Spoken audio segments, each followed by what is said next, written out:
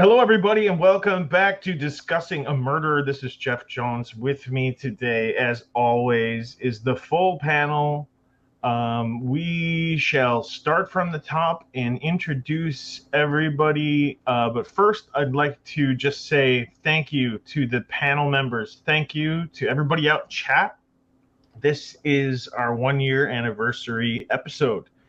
We will release this 1 year after our first episode was ever premiered live all the way back in February 2022.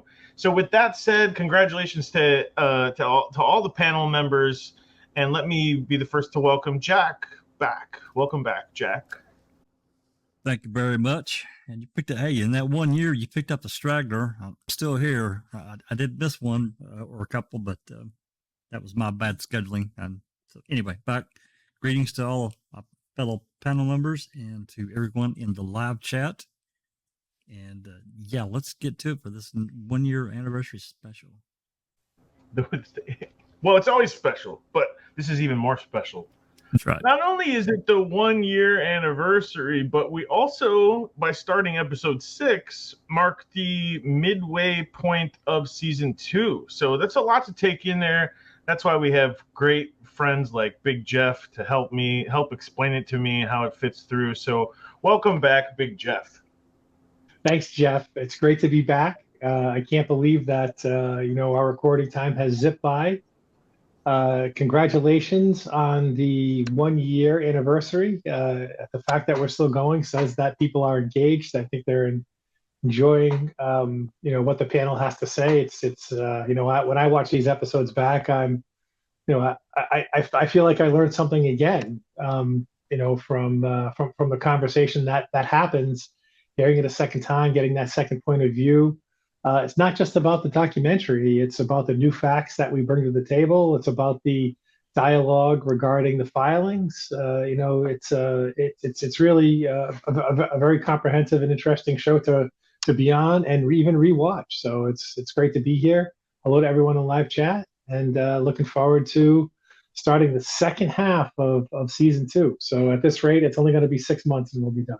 And as we said in this season, Big Jeff, thank you for those comments, by the way. And as we said in this season, we have to go through this as fast or as slow as it takes. Some parts do move faster than others, and some are a snail's pace. And I think the way that we cover it is pleasing to me. But we really do appreciate everybody, just like we appreciate Kellie for being here and keeping us honest and balanced. So welcome back, Kellie, and congratulations on 1 year.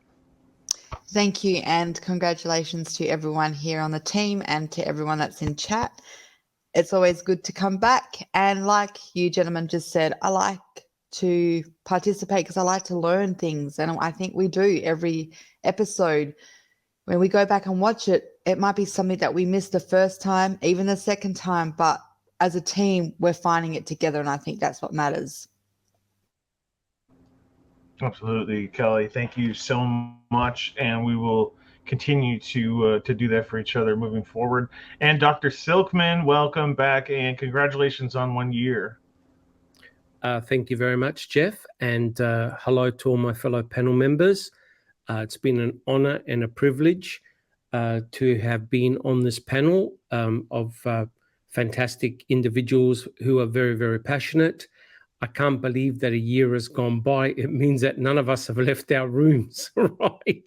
We've been glued to our monitors. But just to echo what Kellie said, you never stop learning. This really is a very dynamic case, full of twists and turns. And fantastic. I'd like to welcome also everyone in chat. Great to be here. Thank you.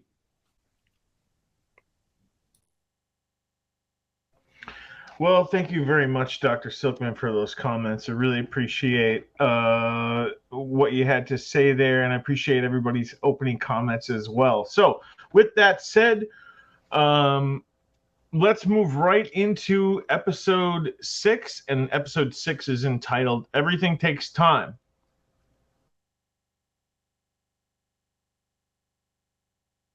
Usually at about 6 o'clock I get up. But it was raining. I was listening to the rain on the house. Must have rained all night. I can't lie in bed and just think. I do that at night yet.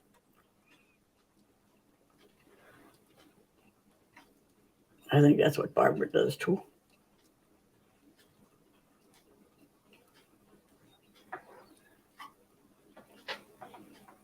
A lawyer? I don't know. I think she's doing good though. But it takes time. Everything takes time. Just hang on. That's all you have to do, hang on.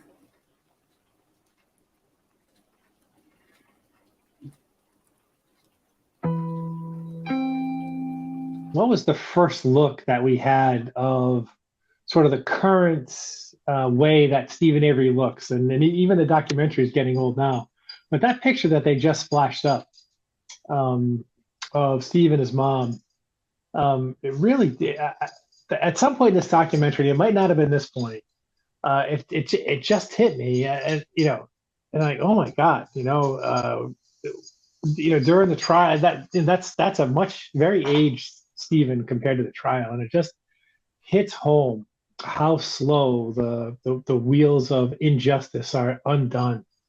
There was just a case that I saw in the news today where somebody who served 28 years wrongfully convicted got out. The judge declared him not guilty. The state was fighting him and released him that day. The state was fighting him the whole way and said, "Oh yeah, it's our duty to uphold the laws and guard the verdict as best we can." This is just. It's just heartbreaking just to see how much time has ravaged that poor guy. Yeah, absolutely. I'm with you there. And I just checked, and that picture up right now, it's from October of 2016. So just to give everybody to show that it's already 6 years, 6+ years removed. I just want to echo a point that Big Jeff just made. It goes to show that it also has an effect not only on the person who's incarcerated, but also on the immediate family and their loved ones, especially if a person who's in prison is innocent. And you could see the actual physical and mental scars on Mama Avery, rest in peace. It really does have a devastating effect on all family members. All round, she had mentioned about Barb as well. I think at that stage they weren't talking to Barb. There was a lot of strain in the relationships. And again, I just want to echo that it's not only the person who's incarcerated, in effect, the entire family is in prison as well. I listened to a good portion of this the other day. Was the interview that Dolores did on the ride from Aurora Medical Center. You guys remember it? She talked some. She made it pretty clear she didn't really want to answer their questions. It was really you could tell she held them at arm's length. She was not fooling around. She did talk a little bit though. Just think about everything that she did, going to her grave, and still stuck in this quandary. Even Brendan being the grandson, it's really kind of heartbreaking because, as Doc said, it affects everyone in the family. So I'm sure even under conditions of when somebody is known for sure guilty, there's no doubt about it, this person did it, it's still bad. And in this situation, it's even worse. So anyway, just wanted to add that in. And also, guys, we mustn't forget that Mama Avery and the entire family have been through this process before, back in 1985. And it's your old classic adage, once bitten, twice shy. And so Mama Avery clearly did not want to talk to law enforcement. she knew what had happened previously with her son, and didn't want to help or assist in any way, because somehow law enforcement will likely twist her words to be used against her, but unfortunately, Stephen, being the person he was, he wanted to cooperate, he wanted to talk, use the telephone, and ultimately what happened, guys? They used the words against him. So yeah, it's a tough lesson for all.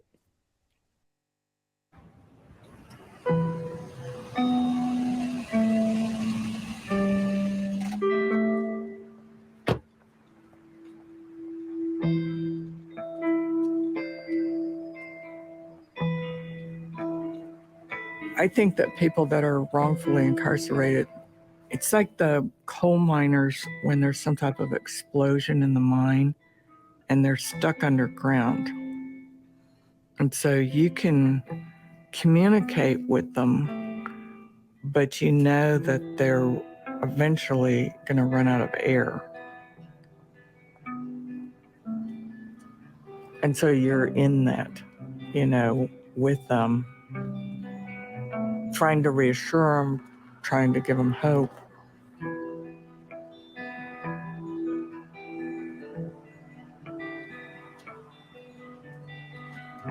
When you leave someone like that, you always feel like you're sending them back, like underground. And so there's that really terrible feeling that you might not make it in time, or your efforts to rescue them might not work. That was really beautifully put by Kathleen Zellner. That really encapsulated how someone in prison must feel, especially if they are innocent and they know that they're innocent. It's a horrible feeling of hopelessness. And as we all know, guys, the wheels of justice or injustice can take 20 or 30 years, right? It's a real slow process. And it's sort of like rather ironical that Stephen's access to the world is really through his attorney, right? To basically find out what's happening with motions, et cetera, and it must feel a sense of impending doom. You know what I mean? You're always looking for that hope. It must be very, very devastating for everyone involved.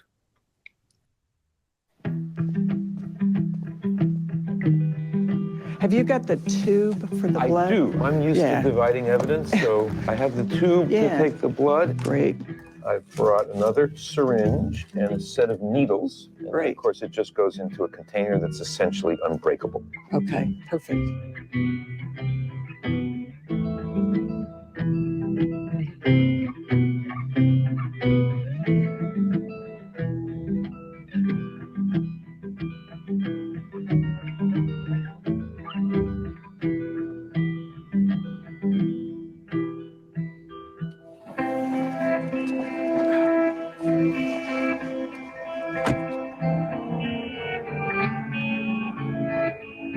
It's kind of a shot in the dark in that this stuff's been there 10 years.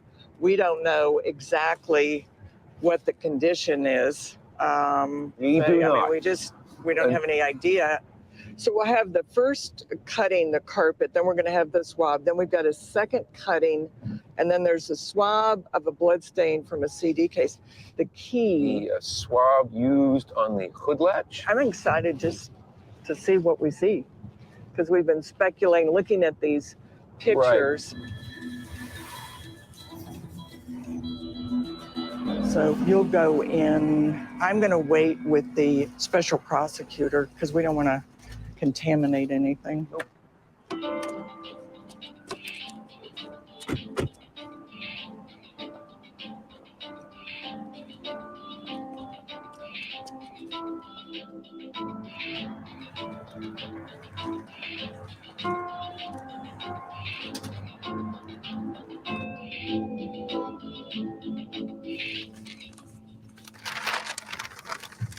So I left with 8 items because remember, yes, one item was not divided. Yes. So each one of those was individually sealed and labeled. And then I put that into a paper bag and put that paper bag into another paper bag, which is with me here. Yeah.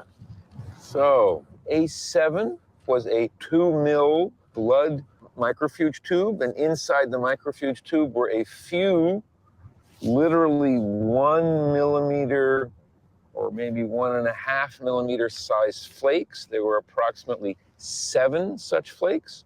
That would have been the best blood sample from the evidence for doing whatever additional testing you might want. Sounds like there's probably going to be enough. I don't see that there's enough to do anything with. Okay. It's really small. All right. But at least we know where we stand. We know what we have. We didn't know what we had before, and now we know. Now and we we got know. the key. The key is certainly there. Yeah. And I Maybe this is an off-putting question, and maybe I'm not following, but he said that the sample sizes were very small and maybe too small to do anything with. Did I hear that right? And isn't that one of the things that advancing technology tends to get better at? Smaller sample sizes? Yes. So essentially what had happened is when Reich went to see Culhane, what they normally do is they subdivide the material. They won't give you the entire lot. They'll always keep a little sample for themselves. But you got to remember is that Cherie Culhane had already processed some of the forensic evidence. So normally what happens is if there is a blood swab, and I'm sure Kellie will back me up on this, the blood swab is cut in half and Cherie Culhane processes half of the swab. You leave a half behind for further testing if, say, the defense wants to test the forensic evidence. So she then would have cut that half into 2 and given Reich a quarter. So Cherie Culhane still would have had some of the swab or swabs or material left in the crime lab. So by the time you subdivide again, it means that you've got a very small amount of material. Now, he made the comment about the blood flakes. The problem is when you have a very small amount of material, if you're trying to extract genomic DNA from that sample, if you don't have enough material, the yield that you're going to get, guys, is going to be extremely low. And if you don't have enough material, you can't actually do a test. But Jeff, you are correct. As the years have progressed, the techniques have become much more powerful, meaning that you require less amount of material to do a test. But having said that, there are some assays, for example, DNA methylation, which Kellie knows about, in which you need a certain amount of DNA before you can even do the test. So in essence, what they got back is the bare minimum. I think this, the hoodlet swab. Correct. I'll tell you what was interesting is that lab did not take photographs. So she had examined the evidence before we got there and had made notes on the seals, but there was no images taken of the items. There was no images taken of the seals. That's kind of unusual, don't you think? Yes.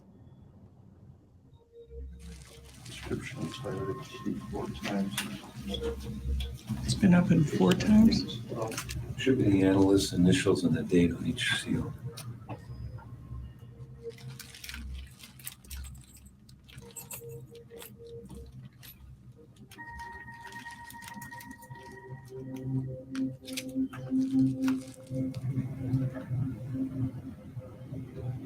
There, I don't know. No, I see something. There you go. There's an orange developed along the edges. You can't see it very well in this picture. They just show up as whitish spots. Yeah. It needs to be filtered. Definitely residue on it. Hey, maybe this is bleach.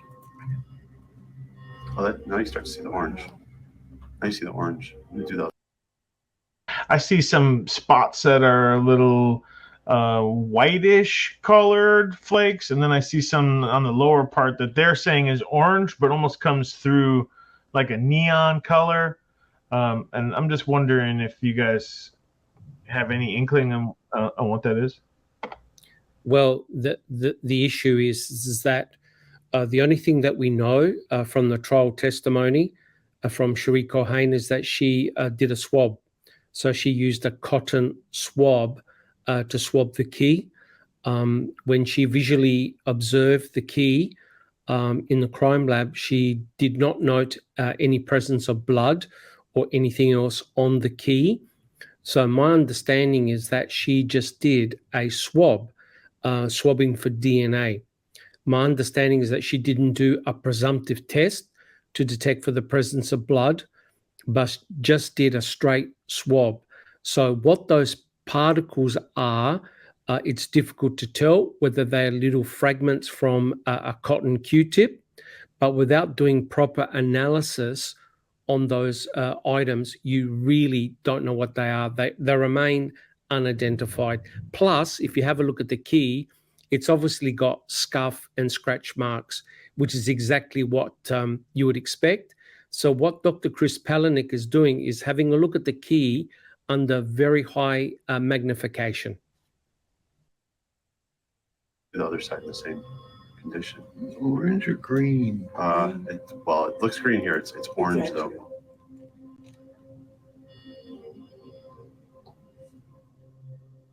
The most vulnerable piece of evidence to attack is the key.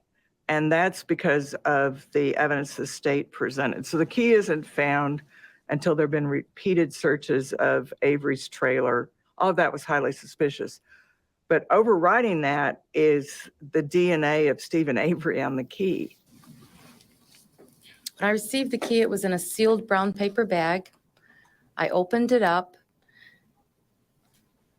I had gloves on, and I held the metal part of the key in one hand, and I swabbed the black, I should show you up here, this black rubberized part of the key with a sterile cotton swab.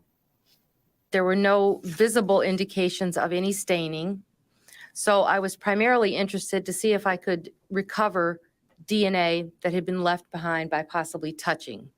And did you compare the profile that you developed? Rubberized part of the key with a sterile cotton swab.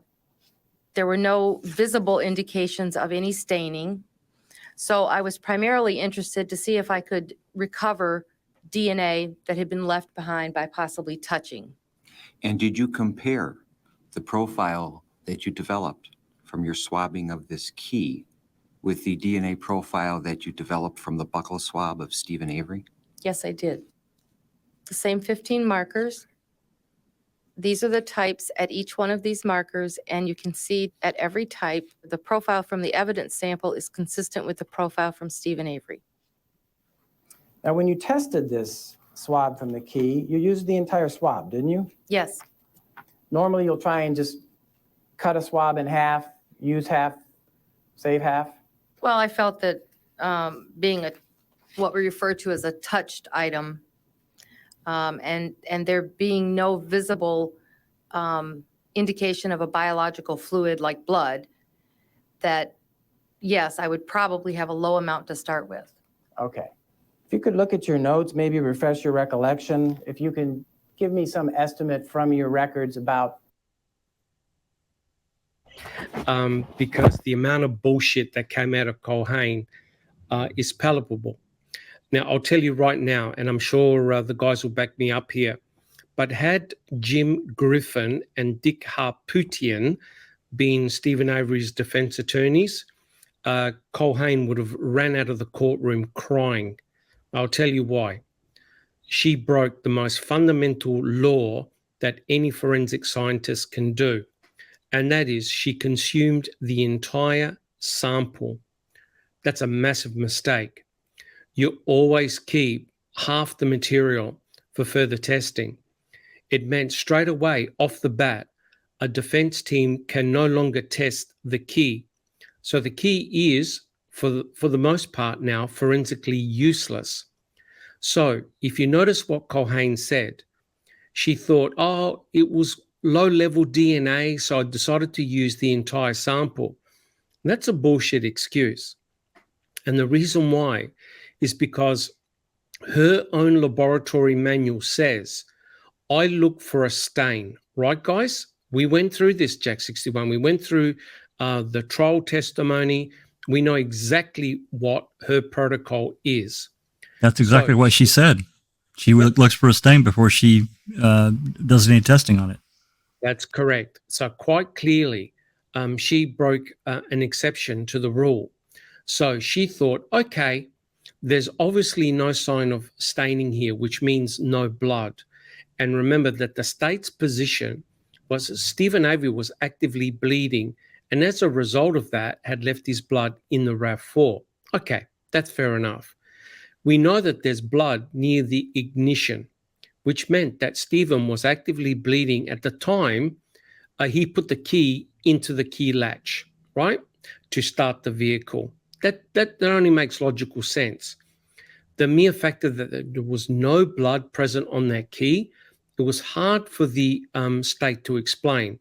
So they came up with the wild theory that Stephen Avery had conveniently cleaned the key, yet then after only left his DNA on that key. What is very suspicious here, guys, is that this is a result from God herself. That is, you have a single, clean, robust, full genomic DNA profile of guess who? Stephen Avery, and only Stephen Avery. Culhane never mentions that on that key, the swab is a mixed profile, the one even partially containing alleles from Teresa Horbach, the actual owner of the key. This result looks so manufactured, it's not funny. And that's why Kratz, I believe, and I agree with you guys, looked very, very nervous. And if you have a look at what Norm Gunn, the way Norm Gunn was questioning Culhane, he was hoping that no one would savagely question Culhane. And of course, Buting did. Well, didn't Culhane also break that same rule in item FL, consuming the entire sample and not being able to test it again? She did. So, I mean, this is standard practice for her. Correct. Item FL is 2 podcasts in one. We can go on for hours, but correct. As a laboratory technician, I'll tell you right now, had the appropriate attorneys been present in that courtroom, they would have asked the judge to throw out the key and also item FL for the mere factor that Culhane broke standard laboratory protocols in which the defense no longer could test that forensic evidence. That's a huge no-no. So it just makes me wonder if essentially she didn't break it twice, right? Stephen and Brendan were tried separately. Shouldn't both parties have access for the ability to retest something? So in a sense, weren't Stephen and Brendan sort of violated separately from that perspective? Correct. They were separate trials. And what I find particularly frustrating, and Jack 61 knows how I feel about this, is that both Laura Nyrider and Steve Drizzen have gone through a completely different route to what Kathleen Zellner has. Kathleen Zellner has mainly focused on the forensic evidence. Steve Drizzen and Laura Nyrider have focused very much on a false confession. I believe that a lot of information can be gathered that could well be very beneficial for Brendan Dassey if Laura Nyrider and Steve Drizzen approach it from a forensic standpoint and examine the forensic evidence. They never have. The state is saying that both Stephen and Brendan Dassey were co-participants in the murder of Teresa Horbach. Therefore, the most important item, which is the RAV4, should have their DNA everywhere. And we recently did a presentation on foul play about using the MVAC as a possible mechanism to use to examine all the pieces of forensic evidence. If they're innocent, you're not going to find their DNA. If they're guilty, then their DNA will light up everything. So I say, test it. retest it. And the good thing about Steve Drizzen and Laura Nyrider is that they've never asked the state for the forensic evidence. I believe that this is a perfect avenue for them to do so. Yeah, they've never filed a 97406 motion. I think I agree with you. I think there's a lot of potential there because now we have, just in getting certain open records requests, you got degraded CDs, photograph hearing, can't seem to find it anywhere. What else has disappeared? What else is missing out of these evidence gathered?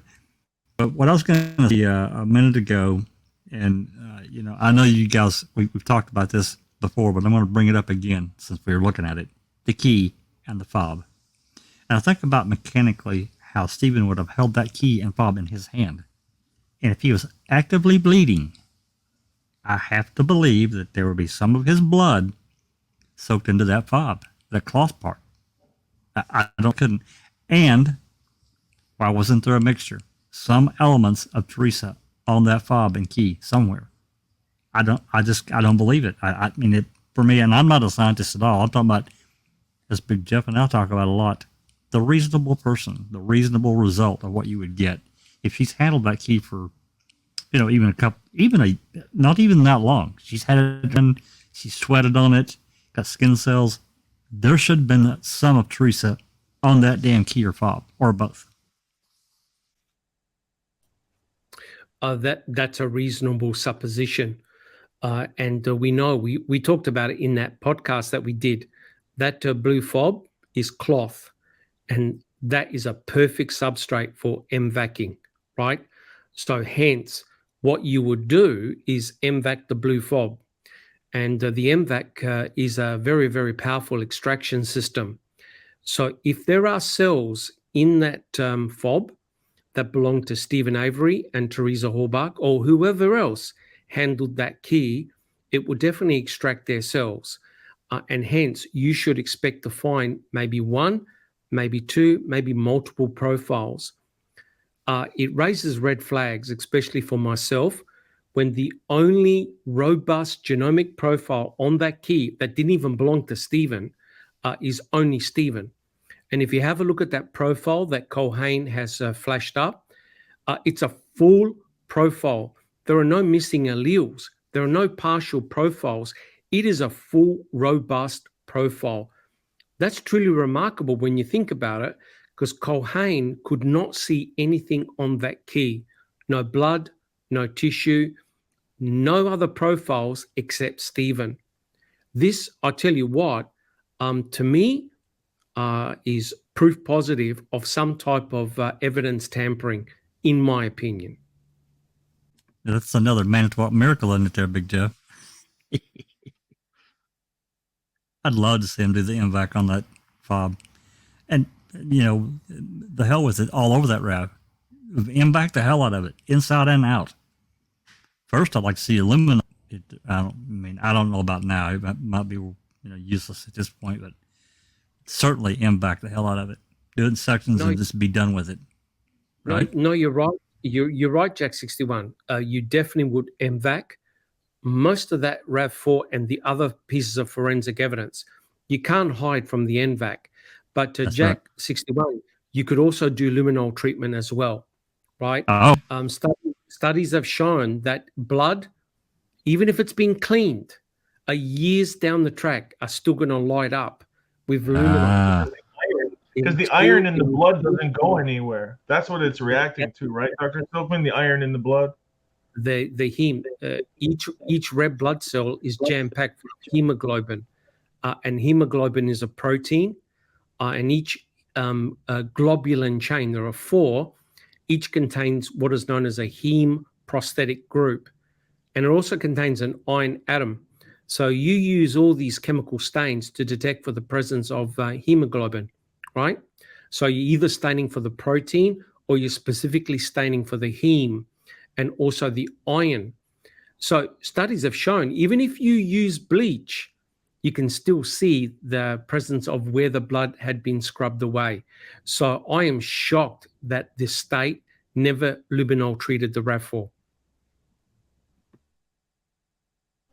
there's just one point I wanted to make before we move on, and that is to go back to what you said about Cherie Culhane, and not to be too soapboxy about how I think things should be, but I guess, like, if we don't hold people accountable to the protocols and the processes and the procedures that are laid out, then these protocols and procedures are just words on paper and they're meaningless. And so I just think, like, as if I get a little bit of soapboxy on you, I apologize, but I feel like that's where it needs to be. Like, we need to strengthen the, accountability behind when someone breaks protocol. What happens? Oh, nothing. She get promoted and then had a nice retirement package. Well, then what do we have these procedures for? I apologize, but that's just how I feel. And it's just really upsetting to see someone like Cherie Culhane, who's a veteran of the job, know how to manipulate the system and then do it right in front of you, and then kind of laugh a little bit in front of the jury about it. So that I've said my piece about Cherie Culhane and procedure, but yeah, it's not a. If they're hard handed operating procedures for everyone, why were they not followed for Stephen and Brendan? Right? You're dead on. You're exactly right. And it was kind of a giggle moment because they got away with it. And it's just wrong that this is another part of the case where due process took it right in the kisser, and they said, screw you, the hell with it. We're going to do what we want. And that's exactly what they did. 100% correct, Jack 61. And also, Jeff, there's no need to apologize. If you're working in a crime lab, you can't make mistakes, right? You have to make sure that you follow protocol to the letter, because if you have been following the Alex Murdaugh trial, I've been watching it every day. It's remarkable how the defense attorneys are attacking all the forensic science to the nth degree. They're questioning all the forensic analysis done by everybody, and they have a right to do so. And as you can see, that everyone who presents forensic evidence has been really over cautious, right? They want to make sure that they're following protocol, procedure. And even then, the defense attorneys are finding holes in the forensic evidence. I'll tell you right now that both Jim and Dick, who are representing Alex Murdaugh, would have had a field day with Cherie Culhane and also Dr. Leslie Eisenberg. I'm telling you right now, the state's forensic evidence would have been all tossed out. Or if you had a fair and impartial judge, he would have tossed it all out. He would have been inadmissible because of all the laws and regulations that were broken by the forensic scientist. For a start, she never should have touched any of the forensic evidence. She assigned herself, and she had a long history, right, guys? She had a very long history with Stephen Avery dating back from 1985, guys. 1985. It's a conflict of interest right there. Just what the level of DNA you found on that key was. My quantitation is 0.17 for 1 microliter. The thing that's suspicious about the DNA is the quantity of it, because she said it was touch DNA. And Dr. Reich felt, just looking at it, that there was too much DNA on the key to have just been the result of handling. But the defense had no DNA expert rebuttal to that testimony.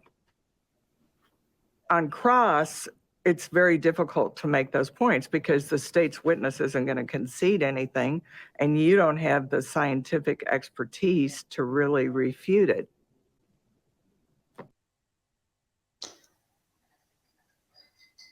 I got a question for the panel and even people in chat right now. So we're hearing Kathleen talk about the results and them being quite high, too high, in fact. It didn't make sense. Yet we now see that Kathleen has in her strategy to kind of move on from law enforcement and kind of attach her Denny suspect to the planting. Do we do we move with her with that, or is it fair that we all kind of, understand that this still could have happened in the lab? Because how would a Denny suspect be able to get those results so high that even she says that are just so, hard to get? I mean, I think you make a pretty solid point there, leaning towards a laboratory change or something like that, because those levels are. I think you make a great point, Kel. My vote's that side. Well, yeah, I think we've had this conversation before, Kel. I don't even know if Kathleen really believes in her heart that the way that she's laid out that this murder has taken place is what happens in actuality. She is doing her 100% best to exonerate Stephen and Brendan. And that starts with a trial in front of a fair judge and a fair jury. But it's a long step from where we are to get that. And really, she's running out of options. Most of her stuff has been procedurally barred, and so she has to make sort of a last ditch Hail Mary stuff, and that's this Sawinski stuff. But she needs that constitutional violation to make that argument a slam dunk. I don't think she's going anywhere with Justice Sawinski. So she has to pile on to that argument, and her argument is not that Bobby Dassey did it. Her argument is that Bobby Dassey is a viable Denny. So you don't have to believe. Two things can be true, right? That Bobby Dassey is a viable Denny, and there's way too much DNA in there, and it got put there because of some shenanigans. And I don't care who did the shenanigans. I just don't believe. I definitely don't believe it was actually there. I don't believe there was any of Stephen Avery's DNA on that key at the point that it was placed in the bedroom, or by whoever the planter was got a hold of it. So I think it's very fair, and it is not hypocritical to make arguments along the lines of, yes, I support Kathleen Zellner and what she's saying, because she has to make this argument. She's almost legally obliged to give her full effort towards getting Stephen a new trial, and to have open other avenues of planting and point out the shenanigans, even though they may contradict her current Denny argument. I think that is not hypocritical in any way. So that's where I stand. For me, Kathleen Zellner and Stephen Avery are between a rock and a hard place. If Kathleen Zellner goes with the approach that this was law enforcement, they won't even let her through the front door. She's got to present her best foot forward, and that is she has to go through the Denny route. And no matter what anybody says, Bobby Dassey is still a viable Denny. It doesn't necessarily mean that she believes that Bobby Dassey was involved in planting or whatever. She's got to present a logical argument as she sees fit. And what it is important for me is to get the arguments in front of a judge, in front of a jury, and make your arguments there. But she's got to get there first. If we just keep on going round in circles, Bobby Dassey's a good Denny. No, he's not. Law enforcement were involved in planting A, B, C, D. Stephen will die in prison. You'll get nowhere. You really have to test the evidence. And that's why I put forward the suggestion, hey, Nyrider and Drizzen have now got an opportunity to bypass everything and get the forensic evidence and test it in an independent manner that's independent of Kathleen Zellner and what she is doing. I think that's powerful. But getting back to Kathleen Zellner, from everything that she's presented, I still believe that Bobby Dassey, I'm not saying he did anything nefarious. Now, he clearly is not a rogue scholar and has the ability to manipulate DNA. I think we all know who can do that. very, very easily. Someone who's got a expertise in handling DNA. But put all that aside, she's still got to put her argument in front of a judge. So she's going rightly or wrongly with the best evidence that she has that Bobby Dassey is a viable Denny. Argue it in front of a judge. Yeah, I think the only way that we're going to answer these questions is with a hearing or a new trial, where everything will become available. That would be the best option, obviously. I don't know what it's going to take to get past that hurdle with the current personnel in Wisconsin, because they've truly linked arms together and chosen a route. And for a reason, they out of it. Uyghur walked away. He's out. He's done. Brett Bill's a new guy. Of course, Uyghur had been there for roughly 29 years, almost 30, I think. So I guess maybe he just felt like he was done. He's not, but he's still, Uyghur's only 54, I think. So he's not quite retirement age, even though maybe he can retire, be done with it. I have to agree with what you guys are saying, especially, what you were talking about there, Doc. I think she runs a real risk if she tries to complicate law enforcement. But, the answer from the state, the reply that they gave was like, they were really basically pointing at law enforcement. But here's the problem. I mean, to me, this is the crux of the problem. And it's unfortunate for Bobby because, he is a good Denny, but as we sit here today, he's not a suspect. He's not been arrested, nothing. So he's completely innocent, and we have to bear that in mind. But even with, he was present. He was there. And unfortunately for him, no matter what got said in court, we have to look at end result. To me, that's, we in going through the depositions that we've been doing on the open mic and some of the other stuff, looking at result, no matter what's said, what was the end result? I think we can see this manipulation because Bobby was there. So around that story, without Kathleen directly saying, you guys planted this, look at the key. I mean, my God, man, that key, everybody knows that key was planted, in my opinion, at least. I think, without saying, you guys believe it, but I think you do. I think a lot of people do. That's why Kratz ran from it, because he knew how bad and shady that shit looked. But there are other things as well. The RAV4 itself, look at what happened. Suddenly it gets found, even though it supposedly had been gone for a week. It ends up at the crime lab. No one really photographs a damn thing or videos it. The cops aren't there. We have lab personnel. And what's decidedly the most important piece of evidence, we have happenstance photos, no video of what they actually did. We have very little reporting of what went on. We have some changing shit and stories going from this unfiled warrant, and I bitched about this blunt and bloody object that they found. Where the hell did that thing go? There's some real shit that went on, and we have to recognize it. How's that wrap around Bobby? Well, as Doc said, everybody said, she has to do whatever she can to get this in front of a judge for a hearing. And with that, I applaud her. I don't necessarily like it, but here we are. What else is she going to do? Everything else is procedurally barred, so she's doing everything she can at this level.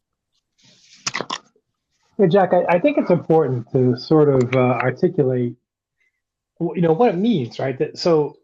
And I've said this in previous podcasts. In the United States of America, you have a constitutional right, if somebody reaches the threshold of Denny, to be able to say their name in trial. It doesn't mean there's an investigation launched. It doesn't mean that if he's approved as a Denny, he gets hauled away and put in an orange jumpsuit. It means that Stephen Avery and Brendan Dassey would get to name his name. Oh, who else could have done this? Bobby could have done it. In a trial. And if Stephen Avery is exonerated at the end of that trial, it doesn't mean Bobby's marched away.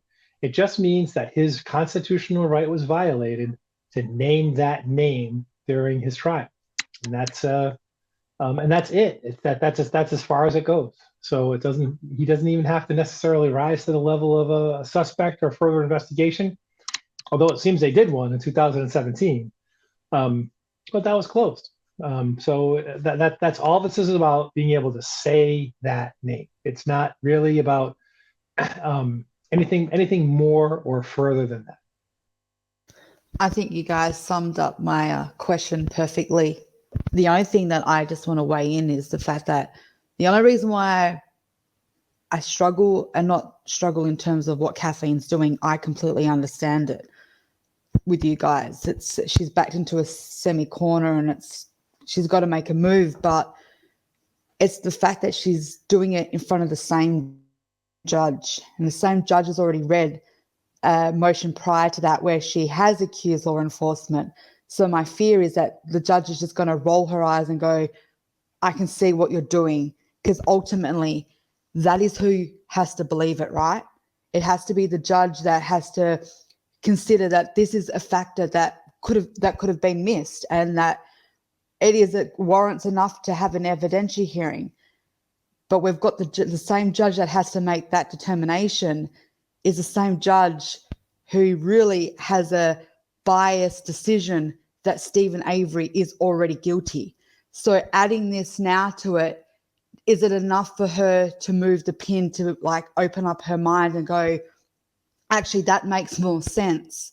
That is where we're at, and that's where I'm fearful in terms of who it is in particular that has to make this ruling. Because everything else you guys said is true. Like, he is just a Denny, and the team has a right to bring him forward. Doesn't make him a suspect, doesn't make him guilty. He has a right to presumption of innocence. But the scary thing is, they did have a Denny hearing back in 2000 and what was it, 7 January seven, 2007. Yeah. 7. And Bobby Dassey was one of the ones that got put forward, but Judge Willis didn't see him fit. So it wasn't like they just completely ignored it. The question is, do what we have now, if it had been heard back then, would it have been still enough to then open that door? I guess that's why we're where we're at now.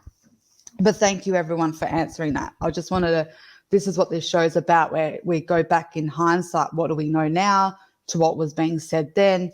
And this is a part that we have to reflect on, because at this stage of her journey, she was more law enforcement to where she is now. Yeah, I think it's going to come down to how much weight does she put with the Sowinski call and the affidavit by his ex-girlfriend, fiance. That's really important. And, I'm going to do some more research. I've actually listened to calls about it. I want to make sure that I'm right when I say, because I've tried to explain this to people about this call, and they're saying, well, we don't have the back end after it got connected. And in my understanding, Jeff probably knows better than I do, but if somebody calls into dispatch and then the dispatcher transfers that call to an outside mobile number or an outside line, it creates a new connection. The connection to dispatch is now gone, so the recording would stop. Does that sound reasonable? I mean, that's the way I understand it. I believe that to be correct. Certainly, it would be possible to design a system, but I think you'd need that did what you said. But I think you'd need a more advanced piece of telephony equipment. A more advanced switch that would be capable of sort of making, closing that outgoing link through the police, through a piece of equipment in the police. Correct. So basically, the call is going would be going through them instead of a new connection being made. Yeah. Right. So I think that it could be, such a system could be designed. I think that'd be a much more expensive system than what they have. Yeah, I mean, I'm just thinking about calls, people calling in and getting transferred. So let's take this one for example, the Tom Pierce call. It comes in at a little after midnight on the the fifth, I guess it was. I don't look, or maybe it was the fourth. I can't remember. It doesn't matter. He gets put on hold for a very short amount of time, and it goes from one channel to another, but it still gets captured because Leslie was still within Calumet. She was there, so it didn't get transferred outside to an outside line. It was still within the system, so it just got transferred and picked up on another channel, which is why we have the 19 minutes and change or whatever, how long that recording is. So it was still within the same system. But I can't think of any, and I've been looking and trying to find any call that came into dispatch. The dispatcher then called out and said, hey, I got some blah, blah, I got Joe Blow for you to talk to. And then that call gets transferred and we get to hear the rest of the call. I don't know of any, not one. Here's a question, just to bounce off that. When we know that they have transferred some of the people over to like mobile services, are those mobile services connected to the law enforcement, or are they personal phones that they just carry and that they're using? Because I think, like, the reason why I asked that is if it's a personal phone call, I can't see there being a system where a recording device is on that unless it was like communal property to the law enforcement department and it was part of their, system.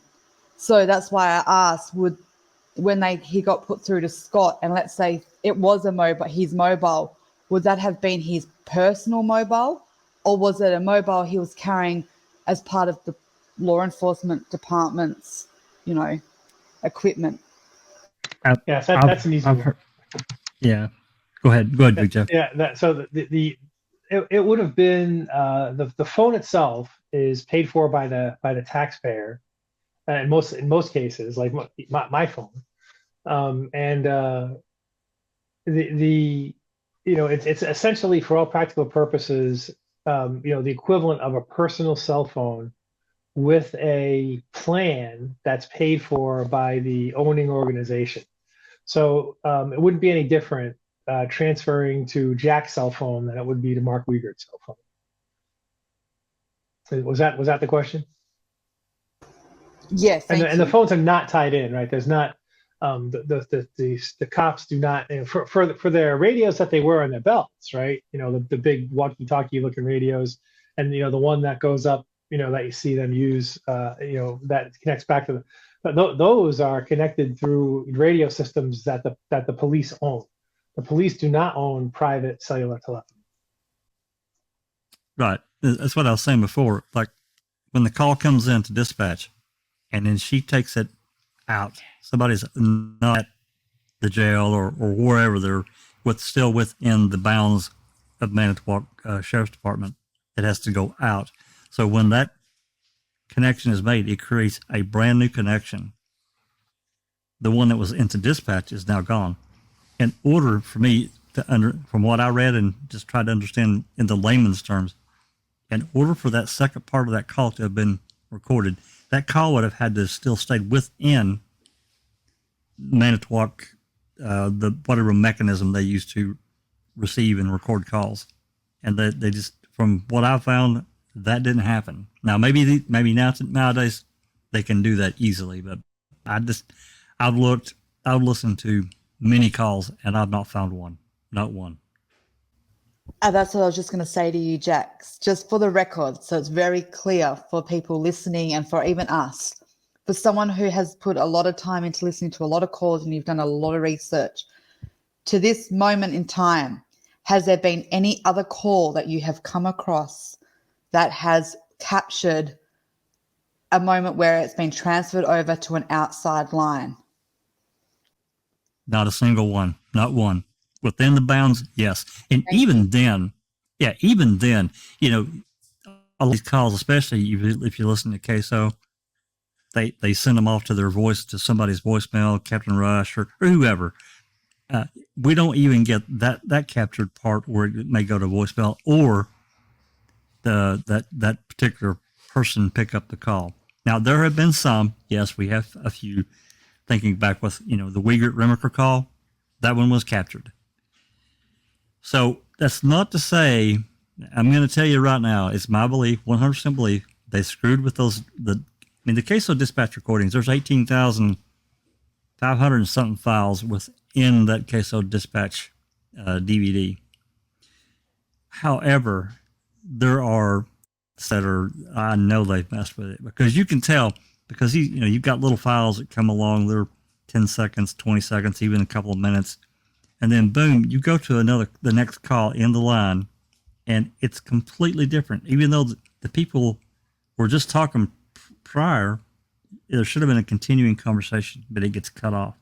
Or a call will pop on, and they're already talking to someone as if they've been talking in another recording that's gone. It's not there.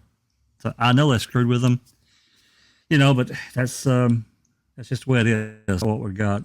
But no, I've not heard a single call that has come into a dispatch in either queso or Manitowoc that got transferred out to an outside line that we got that second part captured. I've not found one yet. I'm not saying it doesn't exist, but I sure as hell haven't found it.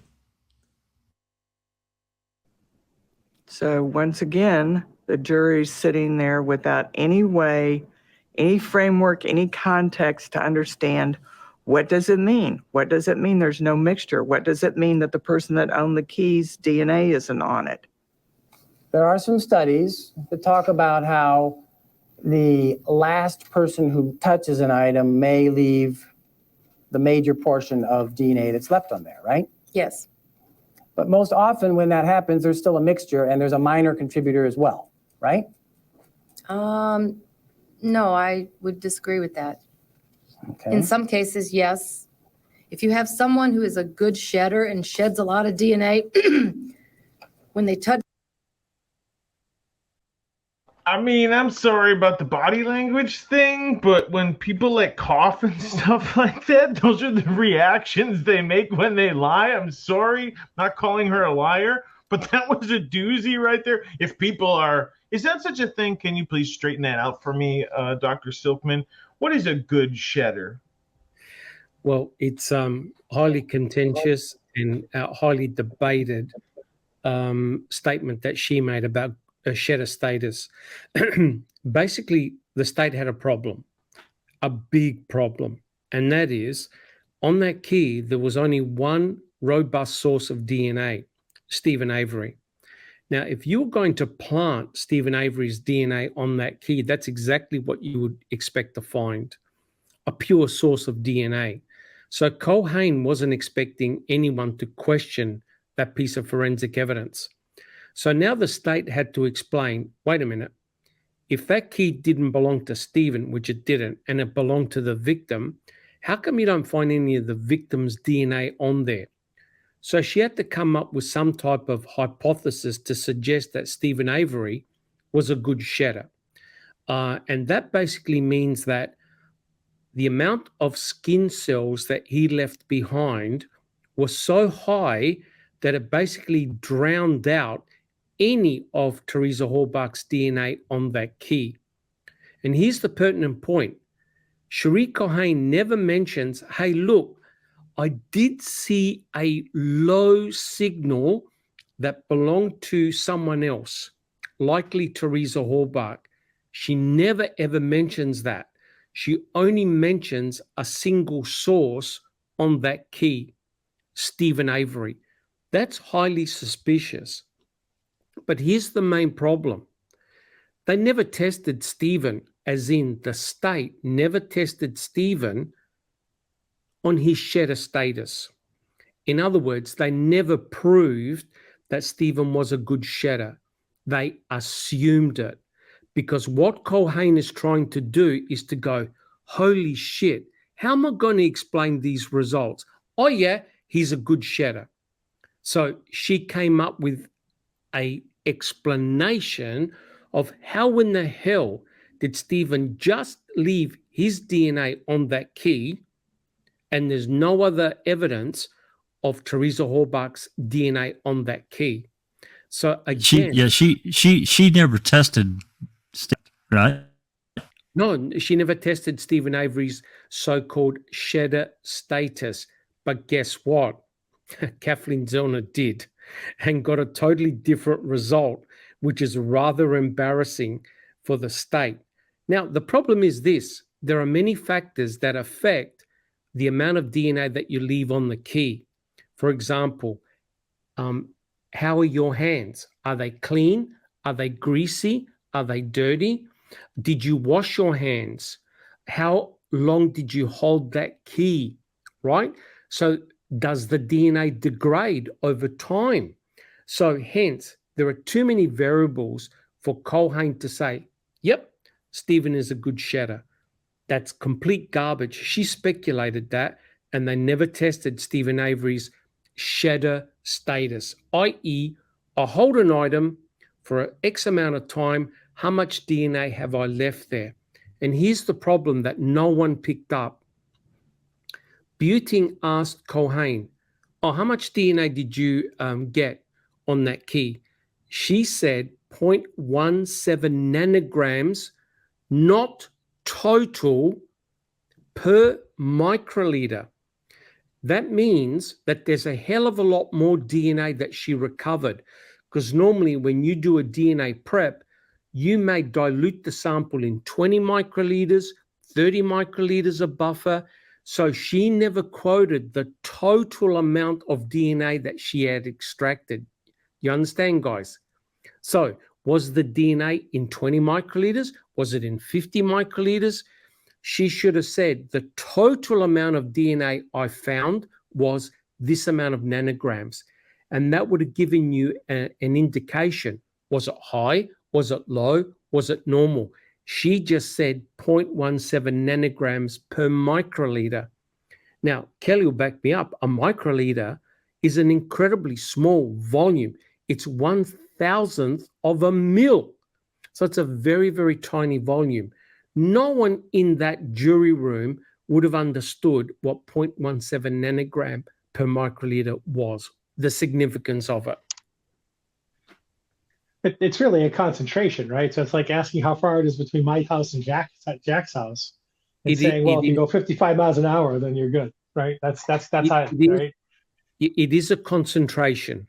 So I've isolated hundreds of samples of DNA. And what we do is we dilute the DNA in a buffer, and then we quantitate it. In other words, we determine the concentration of the DNA per microliter. So I know that if I take 1 microliter of my sample, it contains 0.17 nanograms, because Culhane knows that you need a specific amount of DNA to do a PCR, right? So she has to quantitate the DNA. What she didn't say was the total amount of DNA recovered. That's very important. It's getting to be that time where I throw it over to Big Jeff for wrap-up comments, and just want to say congratulations, Big Jeff, on 1 year of indentured servitude to the channel. I appreciate it. Congratulations, buddy, on 1 year. Well, thank you very much. I forgot to make my bold prediction, but I might have predicted that we would have ended on Sherry Culhane today. Really what we saw today was, something that MAM2, in my opinion, does very, very well.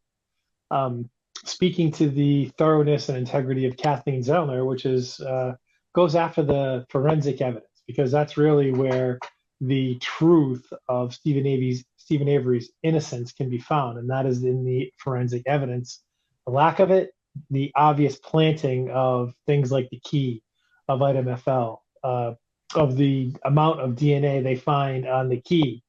And as we'll learn, I don't know how, and yeah, the hood latch swab also, tremendous amount of DNA found on that as well. Way too much for it to be, arrived there the way that they said.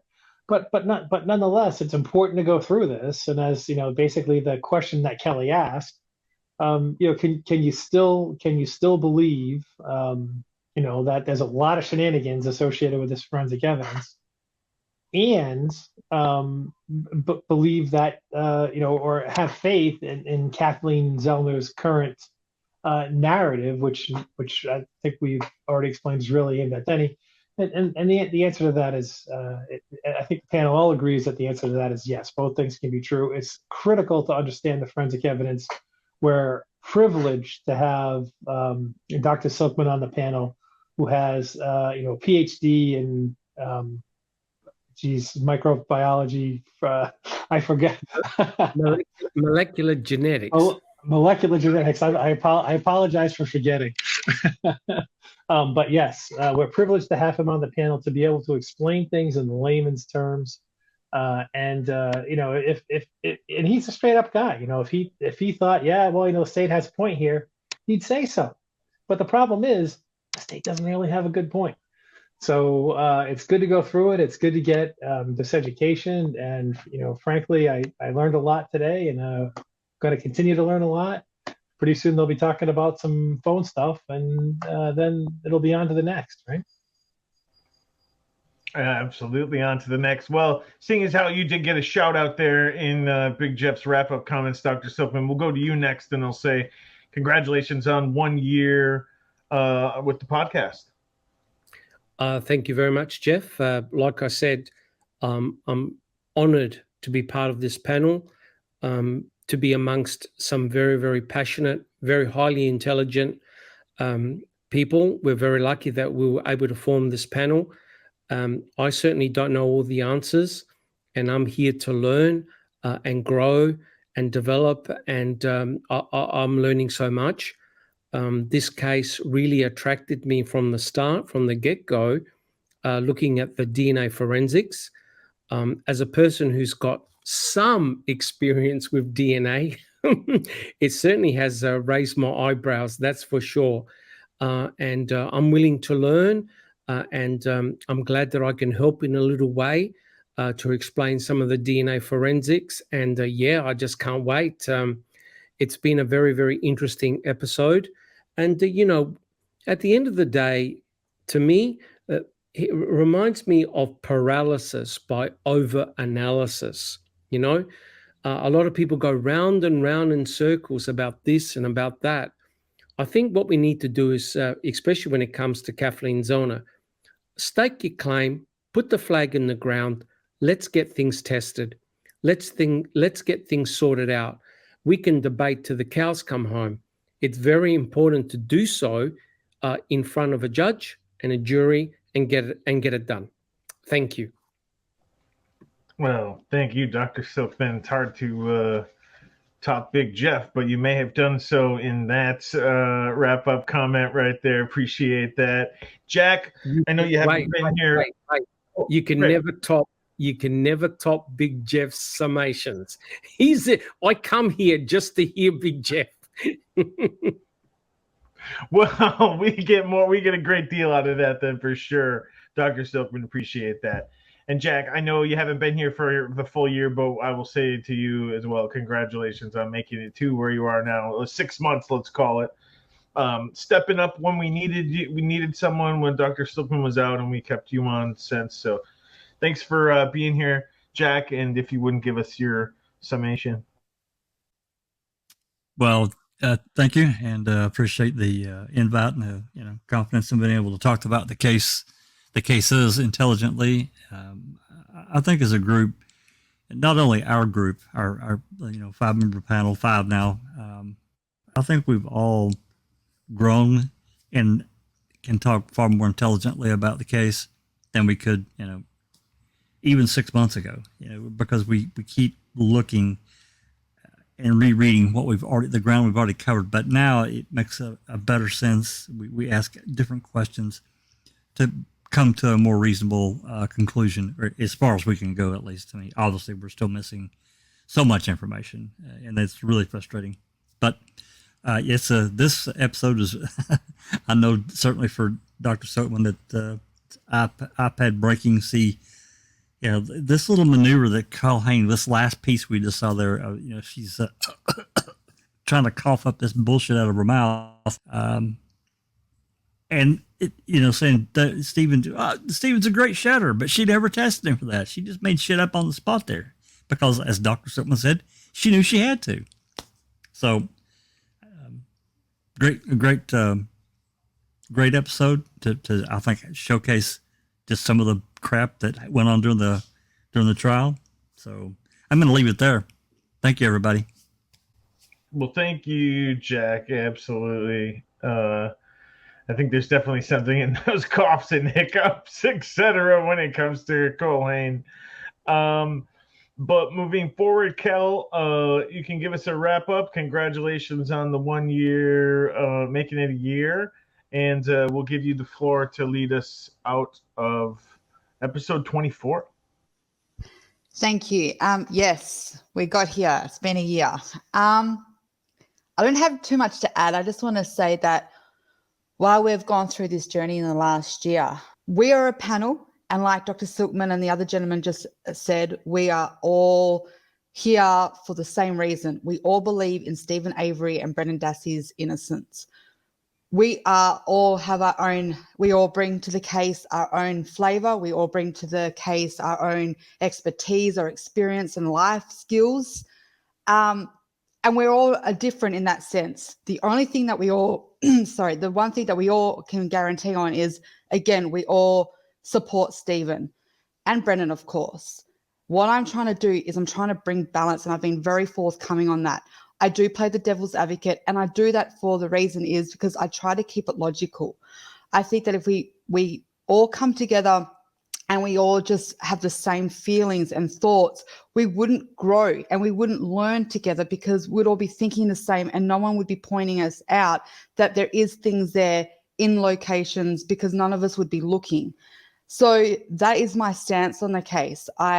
It doesn't change my thoughts and my interpretations and my opinions of the boy's innocence, but I'm very, very honest the fact that I don't keep an open mind on their innocence per se, but I keep an open mind on how the investigation was formatted. And that's where I just want to leave that. But thank you so much for always having me. Thank you to my teammates here that, support me as well. And it's really refreshing to have that. So thank you, and see you guys next episode.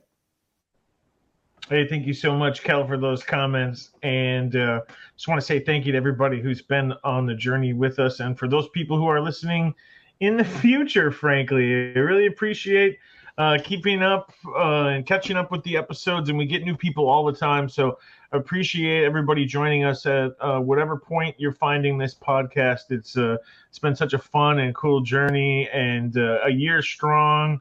Feels like we're just finding our way.